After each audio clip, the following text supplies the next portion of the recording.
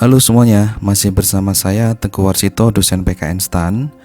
Dalam video ini kita akan membahas beberapa soal terkait dengan permintaan dan penawaran. Nah, dalam soal yang pertama ini kita akan menganalisis beberapa kejadian dalam ekonomi yang nantinya akan memengaruhi harga dan kuantitas keseimbangan di pasar jeruk. Nah, asumsi kita pada pembahasan ini adalah penanaman jeruk itu bisa dilakukan dalam tempo yang singkat, kemudian pertanian jeruk itu bisa dialihkan untuk pertanian jenis lainnya. Oke, jadi nanti kita ada 5 kejadian dan masing-masing kejadian akan kita analisis bagaimana pengaruhnya terhadap harga dan kuantitas keseimbangan. Oke, kita mulai yang pertama. Sebelum kita menganalisis perubahan harga dan kuantitas keseimbangan akibat terjadinya beberapa fenomena ekonomi, kita akan mempelajari dulu atau kita akan mengulang dulu konsep kita, hal-hal apa yang bisa memengaruhi atau menggeser kurva, baik kurva permintaan maupun kurva penawaran. Oke, kita mulai dari beberapa faktor yang bisa menggeser kurva permintaan.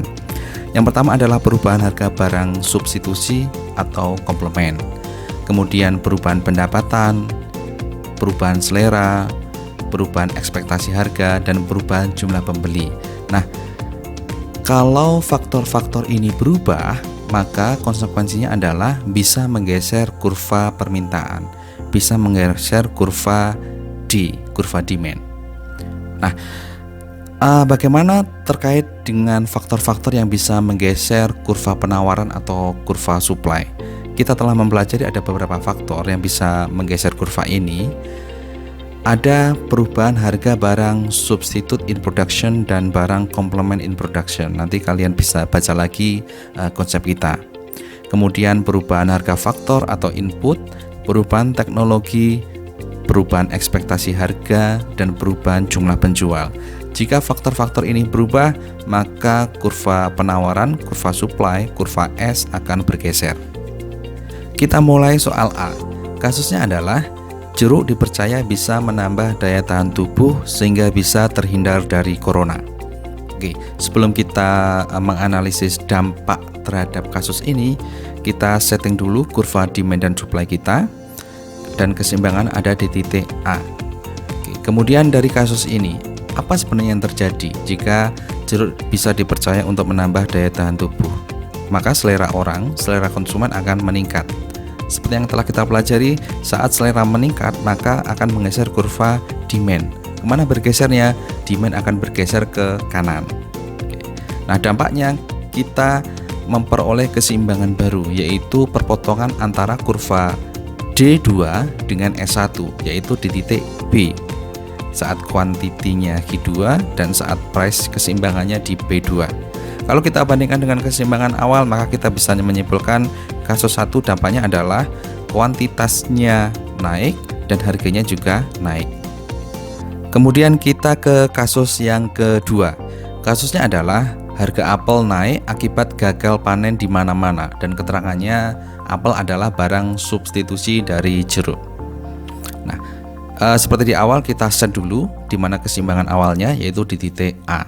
Kemudian kita analisis saat harga apel naik dan apel adalah substitusi jeruk. Harga apel naik maka permintaan apel akan turun. Karena jeruk merupakan substitusi dari apel, saat permintaan apel turun, permintaan jeruk kita akan naik. Jadi kurva D itu akan bergeser ke kanan. Oke. Konsekuensinya terdapat titik keseimbangan baru di titik B. Dan kalau kita bandingkan dengan keseimbangan awal, maka kita bisa menyimpulkan bahwa kuantitas keseimbangannya naik dan harga keseimbangan juga naik. Sekarang kita ke kasus C. Kasus C ini perekonomian menjadi lesu, kemudian pendapatan per kapita masyarakat akan turun, sedangkan jeruk adalah barang normal. Oke, kita analisis. Seperti di awal kita set keseimbangan awal, yaitu di titik A. Saat pendapatan turun, jeruk barang normal, maka pendapatan turun, maka permintaan jeruk akan turun juga. Kalau kita gambar dalam kurva, maka kurva D akan bergeser ke bawah, kurva D akan bergeser ke kiri. Nah, Akibat dari pergeseran kurva D tadi kita memperoleh keseimbangan baru di titik B, dan kalau kita bandingkan dengan keseimbangan awal, maka kuantitas keseimbangannya akan turun dan harga akan turun. Sekarang kita ke kasus yang keempat. Kasus keempat ini adalah pendapatan masyarakat meningkat, kemudian harga pupuk juga meningkat. Jadi ini adalah dua kejadian yang terjadi dalam waktu yang bersamaan. Jadi nanti ada dua kasus. Oke, kita analisis case per case-nya. Kita setting keseimbangan awal yaitu di titik A. Kemudian atas sub kasus yang pertama, pendapatan masyarakat meningkat. Oke, karena tadi jeruk adalah barang normal, maka saat pendapatan meningkat dia akan bergeser ke kanan. Oke. Kemudian sub kasus yang kedua, harga pupuk akan naik. Harga pupuk sebagai input, sebagai faktor produksi dalam penanaman jeruk akan naik, yaitu konsekuensinya menggeser kurva supply ke arah kiri, ke arah atas. Oke, jadi kurva demand dan kurva supply masing-masing akan bergeser. Maka kita akan memperoleh keseimbangan baru, yaitu perpotongan antara kurva D2 dengan S2, yaitu di titik B. Oke, sekarang kita analisis dampak secara keseluruhannya. Kita lihat dari sisi H, dari sisi kuantitas keseimbangan. Tadi saat D naik, berarti kuantitas keseimbangan naik. Saat S turun, bergeser ke kiri, maka D itu akan maka H itu akan berkurang. Tadi H naik, kemudian H berkurang. Efeknya apa? Efeknya kita belum bisa menentukan. H-nya masih ambigu, belum bisa ditentukan karena pergeseran D dan S tadi dampaknya terhadap H berlawanan. Oke, misalnya kalau di dalam contoh kita H akan turun karena saya menggeser S1 ke S2 jauh. Kalau kita menggesernya sedikit sekali, S1 ke S2 tetapi pergeserannya dikit sekali, mungkin kuantitas keseimbangannya H2-nya itu akan berada di sebelah kanan dari H1. Oke, itu mungkin terjadi saat saya menggeser S1-nya kecil sekali ke arah kiri. Oke, karena saya menggeser jauh, maka H2 ada di sebelah kiri dari H1. Tetapi intinya tadi H itu masih ambigu. Sedangkan P itu sudah pasti naik. Karena apa? Saat D bergeser ke kanan itu akan menaikkan harga. Saat S akan bergeser ke kiri itu juga akan menaikkan harga. Dua-duanya menaikkan harga. Jadi secara total harga akan naik. Sekali lagi kesimpulan kita, H masih ambigu sedangkan P pasti naik. Nah, ini adalah soal yang kelima, yaitu orang sudah tidak berselera memakan jeruk. Kemudian subkasus yang kedua, banyak lahan pembiakan tanaman jeruk akan beralih fungsi menjadi perumahan. Ada dua kasus. Kita setting keseimbangan awal di titik A. Kita analisis satu persatu. Saat selera turun, maka D akan bergeser ke kiri. Oke. Kemudian subkasus yang kedua, harga input naik, maka S akan bergeser ke kiri. D dan S masing-masing bergeser ke kiri dan kita memperoleh keseimbangan baru di titik B, yaitu perpotongan antara D2 dan S2. Oke, sekarang kita analisis kesimpulannya. Dari sisi H, saat D bergeser ke kiri, H akan turun. Saat S bergeser ke kiri, H akan turun. Dua-duanya akan menyebabkan kuantitas keseimbangan turun. Jadi sudah pasti secara total dampak akumulasinya H akan turun. Sekarang kita lihat dari sisi harga, dari sisi P. Saat D bergeser ke kiri, maka harga itu akan turun.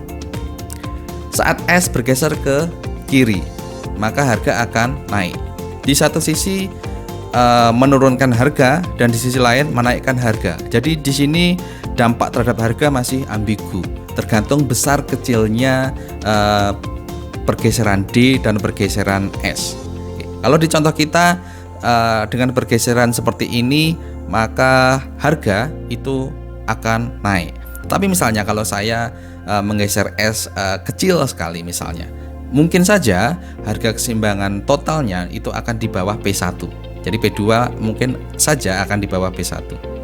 Oke, seperti itu. Jadi kesimpulan kita sekali lagi, H sudah pasti turun, sedangkan harga P itu masih ambigu, masih belum bisa ditentukan. Oke, sekarang kita lanjut ke soal yang kedua. Ini adalah soal menganalisis persamaan permintaan.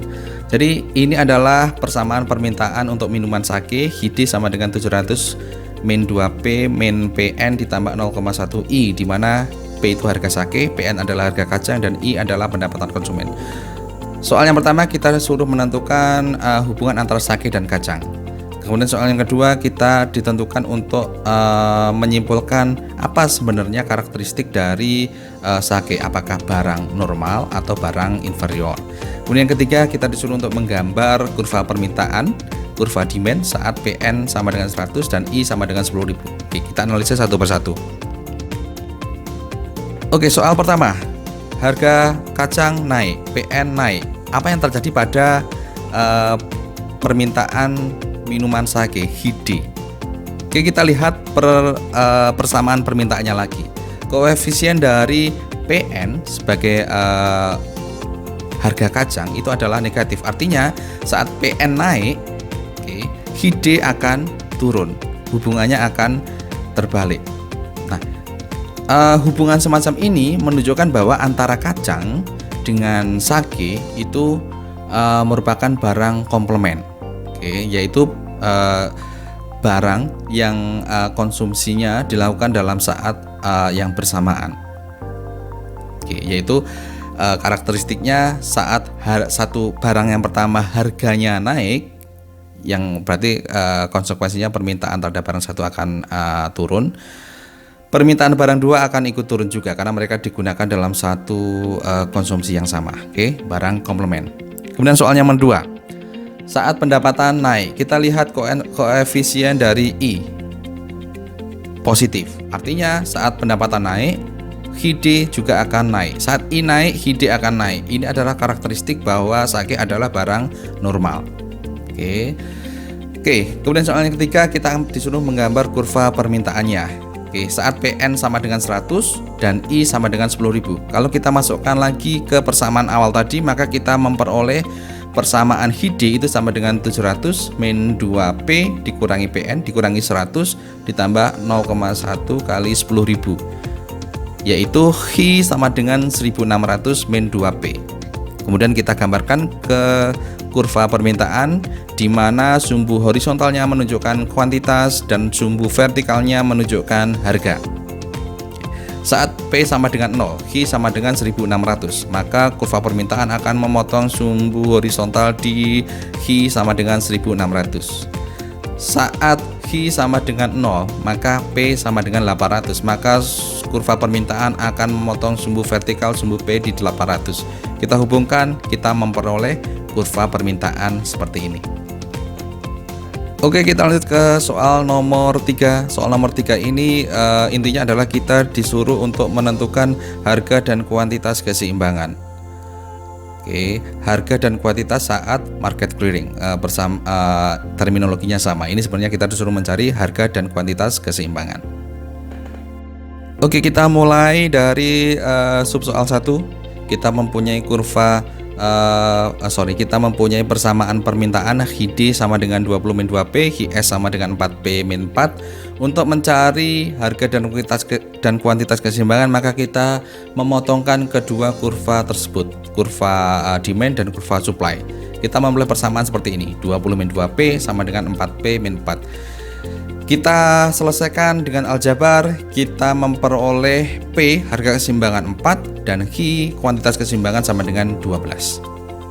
Sub soal yang kedua, kita memperoleh persamaan permintaan Hide sama dengan 300 min 2P ditambah 4I. I di sini adalah income. Qs-nya adalah 3P min 50. Sub soal A, I adalah 25, maka Hide sama dengan 400 min 2P dan Qs sama dengan 3P min 50 masih tetap. Kita potongkan untuk memperoleh harga dan kuantitas keseimbangan, harga dan kuantitas saat market clearing. Dengan aljabar kita memperoleh P harga keseimbangan 90 dan kuantitas keseimbangan Q sama dengan 220. Sub soal yang ke B, saat I sama dengan 50, Hide sama dengan 500 min 2P. Kemudian Qs sama dengan 3P min 50. Untuk memperoleh harga dan kuantitas keseimbangan, sekali lagi kita potongkan dan dengan aljabar kita memperoleh P sama dengan 110 dan Q sama dengan 280. Jadi ini adalah set dari harga dan kuantitas keseimbangan seperti yang ditanyakan dalam soal.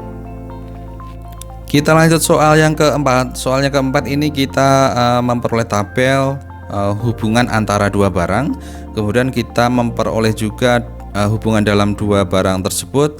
Kita terjemahkan dalam cross price elasticity dengan nilai seperti itu. Nah, kita diminta yang pertama menentukan hubungan masing-masing barang, apakah barang substitusi atau barang komplement. Kemudian kita menganalisis mengapa elastisitas barang yang satu itu lebih kecil daripada barang yang lain. Kemudian kita disuruh untuk mencari perubahan jumlah permintaan akibat perubahan harga barang lain. Oke, kita analisis satu persatu. Sebelum menjawab soal, kita harus tahu konsepnya dulu. Cross elasticity ini menunjukkan perubahan jumlah barang yang diminta akibat perubahan harga barang lain. Nah, saat nilai dari cross elasticity ini positif, berarti barang tersebut barang substitusi. Saat cross elasticity ini nilainya negatif, maka barang tersebut adalah sifatnya barang komplement. Oke. Sekarang kita menjawab soal. Nah, dari nilai cross price elasticity tersebut, maka kita bisa menarik kesimpulan antara AC dan daya listrik adalah barang komplement. Mereka digunakan dalam saat yang sama, konsumsi secara bersamaan. Antara Coca-Cola dengan Pepsi merupakan barang substitusi, sifatnya bisa menggantikan barang lain. Oke. SUV dengan bensin barang komplement. Oke, digunakan dalam saat yang bersamaan. Oke, sifatnya melengkapi. McD dengan Burger King berarti barang substitusi karena nilai cross elasticity-nya positif. Mentega dan margarin barang substitusi juga dengan nilai cross price elasticity yang positif juga. Nah, soal yang kedua, pertanyaan adalah mengapa cross price elasticity antara McD dengan Burger King itu lebih kecil daripada mentega dan margarin. Oke. Kenapa seperti itu? Karena untuk menggantikan fungsi McD, konsumen akan dihadapkan pada banyak pilihan. Misalnya bisa membeli burger di Burger King, di Flip Burger, di Burger Blenger dan sebagainya kalau di Indonesia seperti itu. Nah, sedangkan untuk menggantikan fungsi mentega, pilihan konsumen itu lebih terbatas. Oke, mungkin hanya margarin saja untuk bisa menggantikan dari mentega itu. Dengan kata lain, antara mentega dengan margarin itu close substitute. Konsekuensinya, nilai dari cross price elasticity itu lebih besar.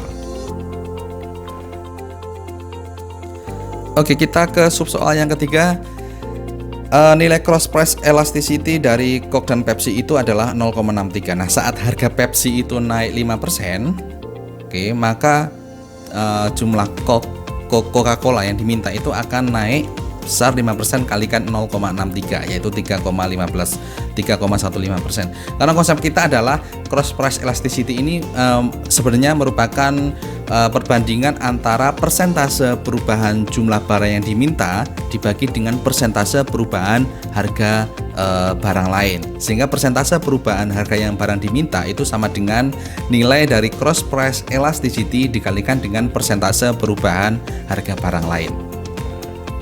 Oke, lanjut soal yang kelima. Soal yang kelima ini kita mempunyai set income dengan kuantiti jumlah barang yang diminta. Ini daging, terhadap produk kita adalah daging.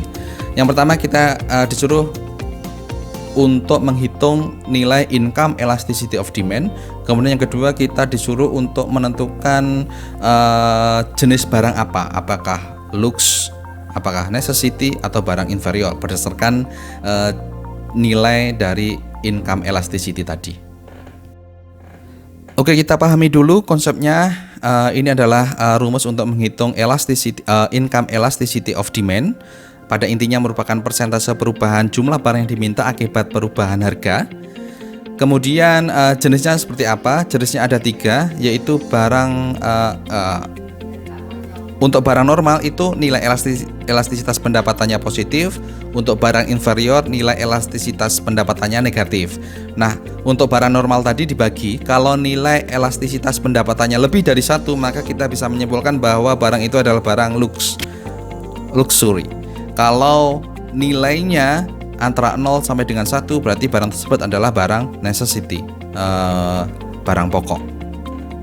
Oke, sekarang kita akan hitung dari masing-masing level pendapatan. Dan ingat, seperti di soal, kita bisa menentukan atau menggunakan rumus baik point elasticity maupun midpoint elasticity.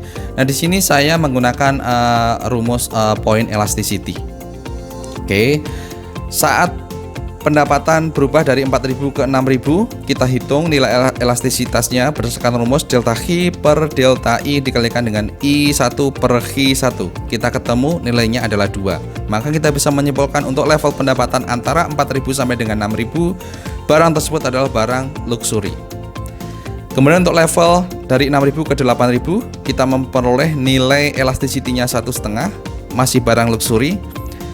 Untuk level pendapatan 8.000 sampai dengan 10.000, nilai elastisitinya 0,67, berarti barang necessity. Untuk level 10.000 sampai dengan 12.000, kita memperoleh nilai income elasticity-nya 0,43, barang necessity.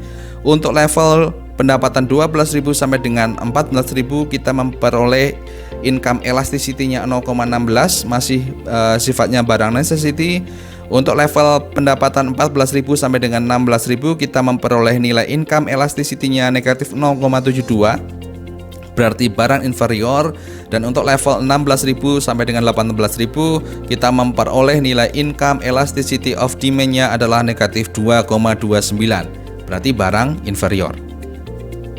Kita lanjut soal yang ke-6. Di soal yang ke-6 ini kita dihadapkan pada tabel yang menunjukkan hubungan antara price, kemudian quantity demanded, dan quantity supplied. Oke, kita diminta yang pertama menghitung price elasticity of demand, yang kedua kita disuruh menghitung price elasticity of supply, kemudian yang ketiga kita disuruh menghitung keseimbangan pasar baik price maupun quantity, dan yang terakhir kita dianalisis bagaimana seandainya jika pemerintah menetapkan price ceiling di harga tertentu.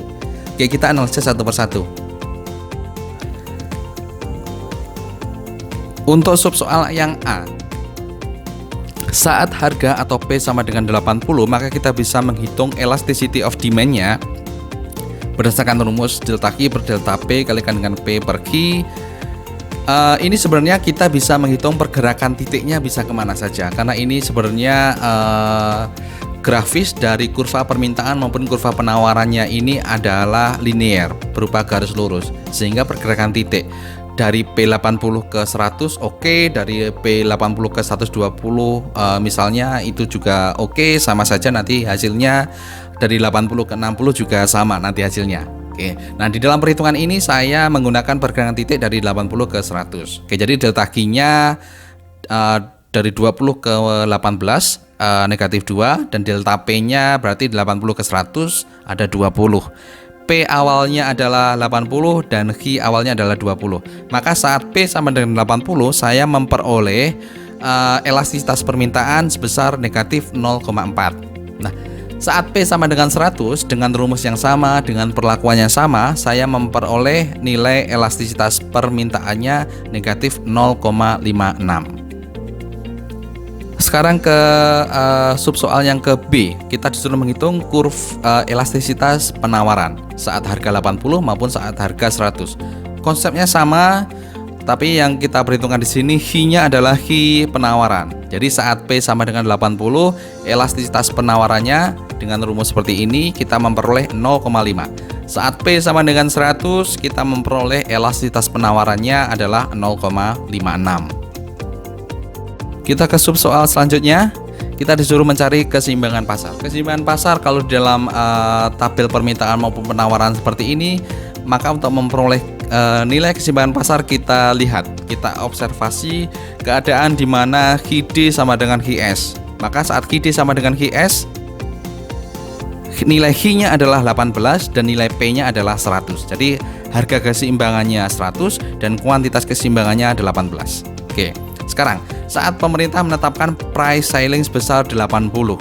Oke, tadi harga keseimbangan adalah 100. Saat pemerintah menetapkan price ceiling sama dengan 80, maka nilai 100 tadi tidak boleh terjadi. Harga 100 tadi tidak boleh terjadi karena itu di atas ceiling, di atas atap, tidak boleh terjadi. Jadi batas atasnya harus 80. Oke, jadi di sini ada binding. Nah, saat harga ditetapkan maksimal $80, HID-nya 20 dan HIS-nya adalah 16 dalam juta unit ya ini ya. Maka di sini ada kelebihan permintaan, akan terjadinya shortage sebesar 4 juta unit. Oke, kita masuk ke soal yang terakhir. Di soal yang terakhir ini pada intinya kita disuruh untuk mencari persamaan permintaan maupun persamaan penawaran berdasarkan data yang ada di pasar. Oke, seperti yang kita telah pelajari, kita akan menggunakan konsep back of envelope calculation. Oke.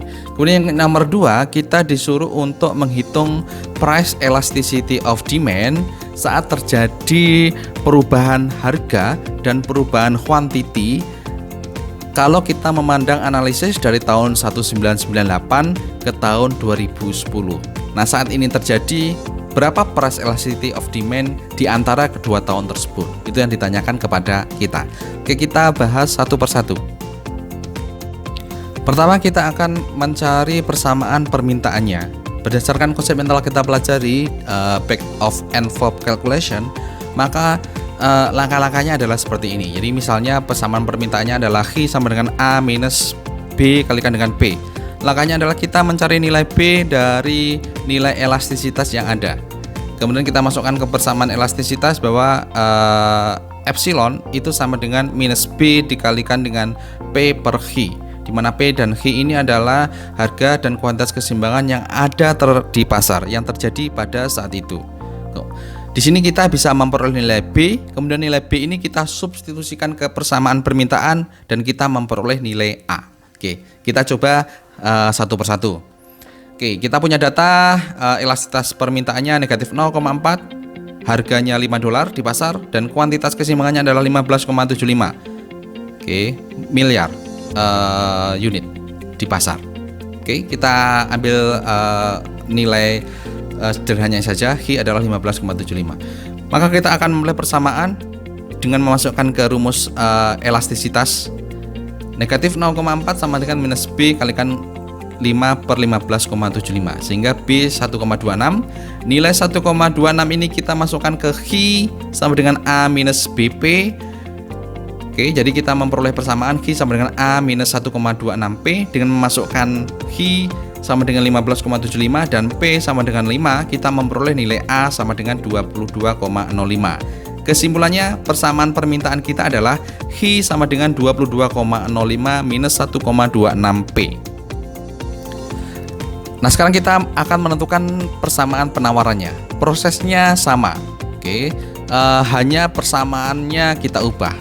Karena penawaran, maka persamaannya adalah H sama dengan A plus BP. Pertama kita mencari nilai B dari persamaan elastisitas, kemudian kita mencari nilai A dengan substitusi ke persamaan penawaran. Oke, dari data tersebut kemudian memasukkan ke persamaan elastisitas, kita memperoleh nilai B sama dengan 1,575. Kemudian kita masukkan B 1,575 tadi ke persamaan penawaran H sama dengan A plus BP. Dengan menggantikan H sama dengan 15,75, kemudian P sama dengan 5 dan B sama dengan 1,575, kita memperoleh nilai A sama dengan 7,875. Kesimpulan kita, persamaan penawarannya adalah H sama dengan 7,875 plus 1,575P.